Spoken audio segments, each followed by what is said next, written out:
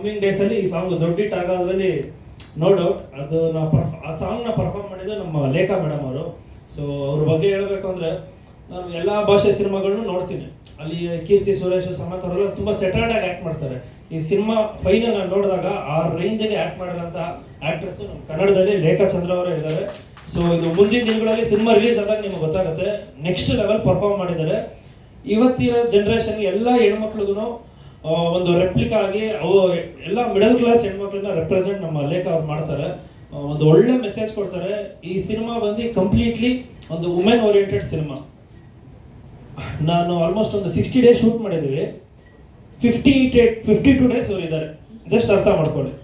So entire cinema ಇವ್ರು carry ಮಾಡಿದ್ದಾರೆ. So ಜೊತೆಗೆ ನಾನು ಎಲ್ಲ ತುಂಬ ಕ್ಯಾರೆಕ್ಟರ್ಗಳು ಬಂದು ಈ ಸಿನಿಮಾ ಆಗಿದೆ. ಆ್ಯಂಡ್ ಮೇಯ್ನ್ಲಿ ಪ್ರೊಡ್ಯೂಸರ್ ಸರ್, ನಾನು ಇದರಲ್ಲೇ ಹೇಳಿದ್ದೆ, ನಾನು ಹೇಳಿದ್ದೊಂದು ಮಾಡಿದ್ದೊಂದು ಈಗ ಮಾಡ್ತಾ ಇರೋದು ಇನ್ನೂ ಎಲ್ಲೋ ಕರ್ಕೊಂಡು ಹೋಗ್ತಾ ಇದ್ದೀನಿ. ಬಟ್ ನನ್ನ ನಂಬಿ ನೀನೇನಾದರೂ ಮಾಡು ಅಂದ್ಬಿಟ್ಟು ನನ್ನ ಮುಂದೆ ಬಿಡ್ತಾ ಇದ್ದಾರೆ.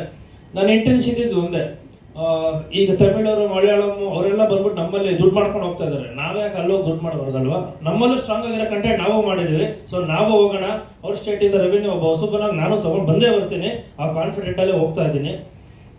ಮೇಯ್ನಾಗಿ ನಮ್ಮ ಸುದೀಪ್ ಸರ್ ಇಡೀ ಕರ್ನಾಟಕಕ್ಕೆ ಚಿರಪರಿಚಿತ ಅವರು.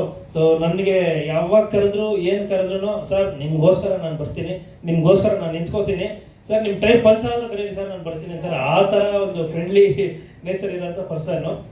ಸೊ ತುಂಬ ಸಪೋರ್ಟ್ ಮಾಡ್ತಾರೆ, ಯಾವಾಗ ಕರೆದ್ರು ಬರ್ತಾರೆ. ಮೋಸ್ಟ್ಲಿ ಅದು ಯಾವಾಗ 8 ಗಂಟೆ ಮೇಲೆ ಫೋನ್ ಮಾಡಿದ್ದೀರ ರಾತ್ರಿ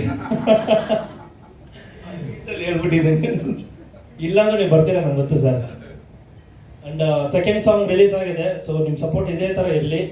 ಆ್ಯಂಡ್ ನಮ್ಮ DOP ಸರ್ ಆ್ಯಕ್ಚುಲಿ ತುಂಬ ಒಳ್ಳೆ ಪರ್ಸನ್ನು, ಒಳ್ಳೆ DOP, ಒಳ್ಳೆ ಕ್ವಾಲಿಟಿ ಮಾಡ್ತಾರೆ. ಅದೆಲ್ಲ